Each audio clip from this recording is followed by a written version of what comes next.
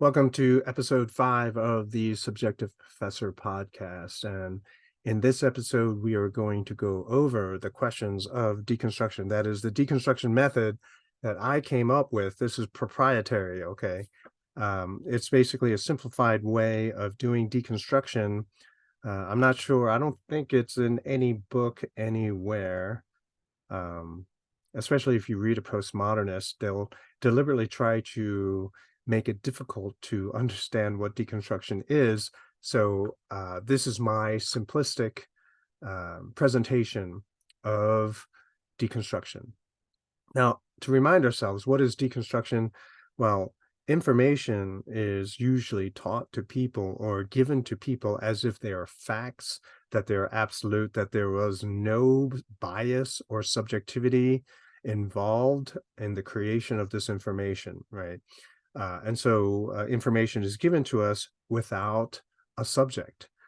This information just popped out of nowhere. You don't have to worry about bias.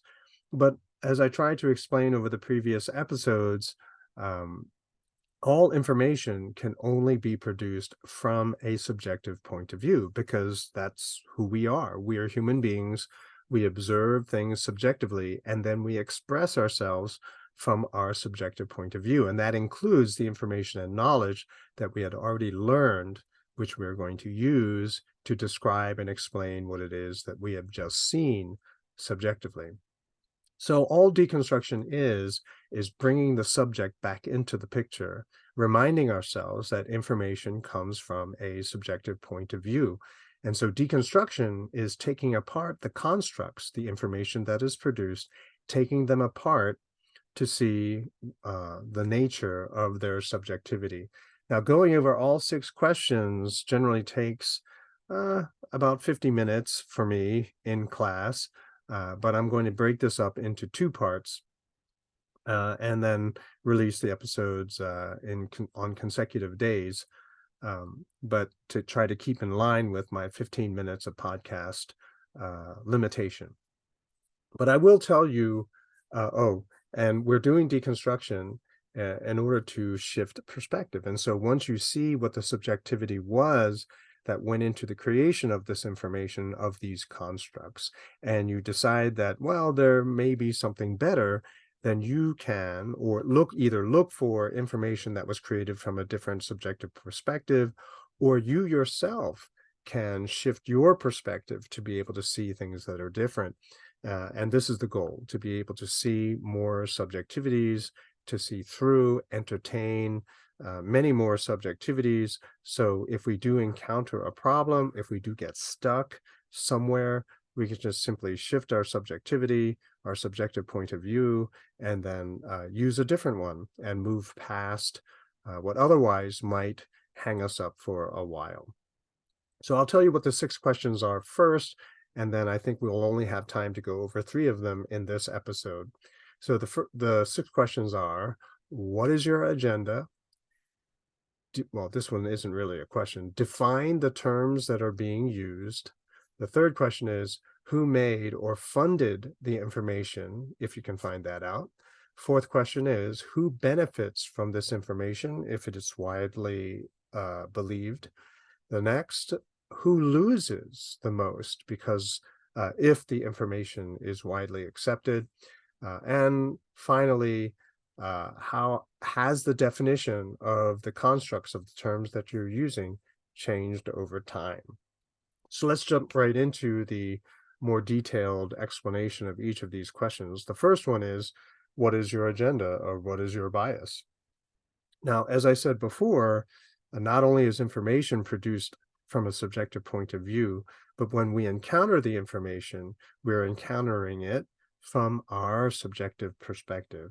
And that includes any kind of bias, any kind of socialized reactions that we have developed or internalized or made our own over all of the years.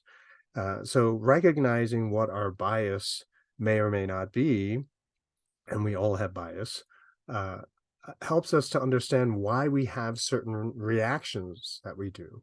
In other words, sometimes we'll have a very, very strong negative reaction when we hear a certain body of information. And it would become obvious why we have that kind of reaction if we knew and understood our own personal bias. And I would say that when we have this kind of negative reaction, instead of walking away immediately, we should listen more carefully, understand, or be able to refute that information. If we do think that it is bad, subjective information, then we should be able to debunk it, reveal how it is just simply subjective, and then move on. But if you can't do that, and you just simply say, I don't like it, well, then you're sort of like some of my kids who just will not try certain foods because they've already convinced themselves that it's not going to taste good, like breakfast sandwiches, right? Uh, they don't like them, they think they're disgusting, and then one day they taste it, and now they're asking for seconds. Okay. So that's the first question. Like, what is your bias? Acknowledge it, embrace it, and maybe help you yourself to realize that you also see things from a subjective point of view. It's not that it's good or bad, it's just the way that we are. The next step is to define the terms that we're using. This is really important because many times people will use certain words, constructs, concepts, and other people who hear that term, construct, idea will believe that they are all using the same definition, right? So we may all be using the same word, but are we all using the same definition? So we need to define our terms.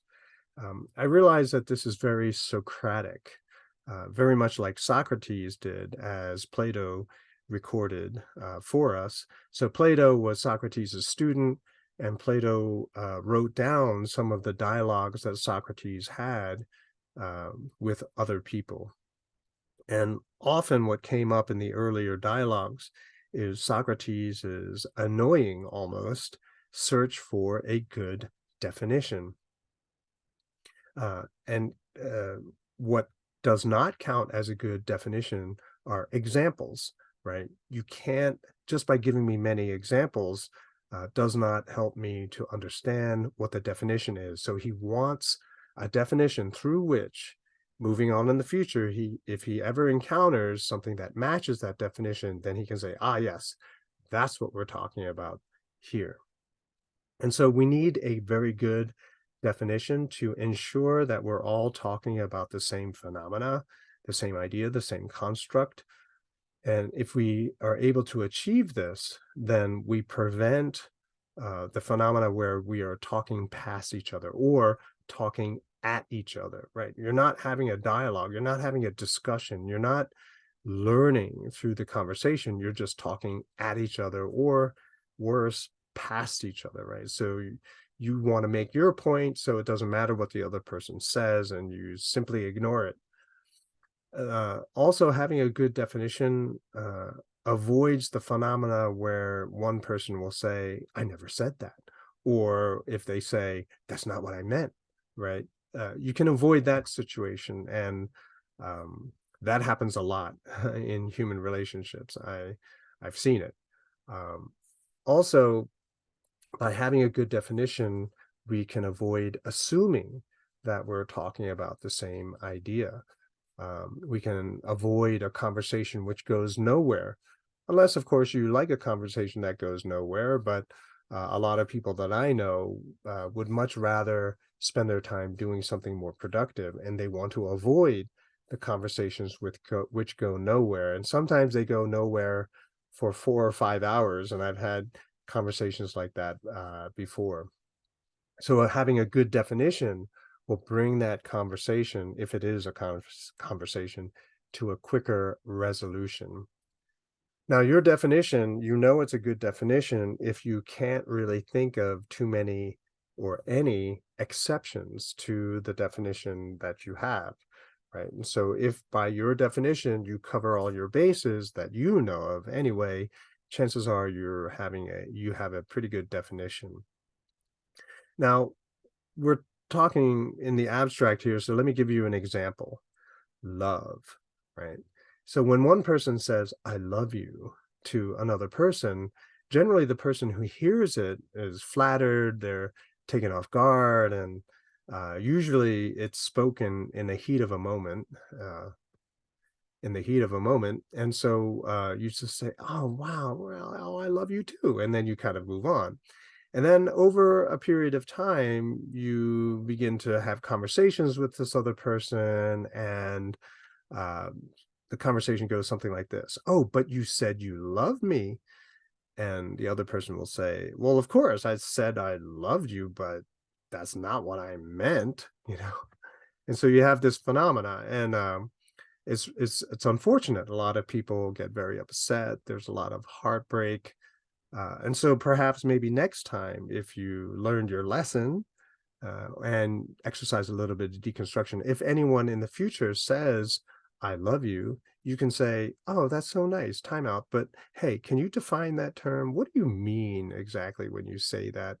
I generally get a chuckle when I bring that up in class because it's not very romantic, I'm told. Although I have to say that, yeah, I might have done that. Anyway, people generally don't like this idea of defining the terms because you get pinned down now. It's not possible to move goalposts anymore. And I brought up the phenomena of moving goalposts in the whataboutism video. But some people like to play fast and loose with their definitions so that it can either keep the conversation going or prevent a loss in a debate that the other person didn't know that they were having. Also, having a really good definition opens a person up who's not so honest, a little bit shady. It opens them up to contradiction or inconsistency. In other words, bad definitions hide inconsistency, contradiction, even hypocrisy. And so you want to have a good definition. And people who love the hypocrisy and the contradiction, they really don't like having a really good definition. Just a heads up. Now, finally, for this video anyway, who funded or made the information? Sometimes it's a little easier than other times. When you're reading a book, you can just simply look at the acknowledgments of the book, looking at the publishers. But if someone funded the research for that book, it'll come up in the acknowledgments. In the acknowledgments, also, you'll see sometimes the person's academic training. And if the academic training is not in the acknowledgments, then you just have to Google the person and see where they got their degree, who was their advisor. And that gives you an idea of how they're processing, what subjective point of view they used to create this information.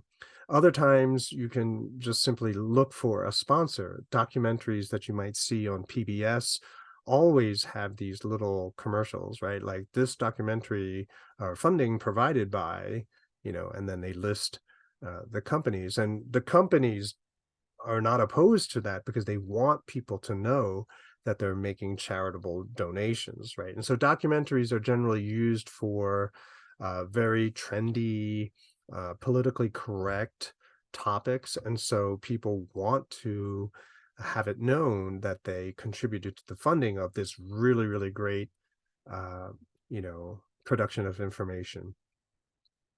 So looking for those tips, so scientific funding, if you look at scientific studies, if you can somehow get your hands on the actual study, you will always see where the funding came from, who wanted this funding to be done. You kind of get that idea. This is very helpful because if a documentary on green energy is being funded by petroleum companies, oil companies, it should make you wonder, why would an oil company, corporation, fund the very thing which will bring an end to their own main business, right? And so this kind of, question comes up, and it's not a bad thing to try to explore those little curious questions that may come up. It's not always a deal breaker to know who funded it, but sometimes it's helpful. Give you an example, and then we'll end this video. But if you recall, when I talked about tobacco companies hiring scientists to see if there was a connection between lung cancer and smoking, their scientists didn't find anything. But fast forward to today, we know that there is a genetic component between, cigarette smoking and lung cancer, or a genetic component in lung cancer. And so maybe it's probable that the tobacco company scientists weren't being dishonest, but that they were reporting exactly what they found. And so in this way, it's very, very tricky. It's not, we have, bias upon bias upon bias. And so knowing certain things helps us to come to a better decision. It does not always guarantee that we have the best information. So those are the first three questions. Look at the next episode for the next three questions, and I'll see you there.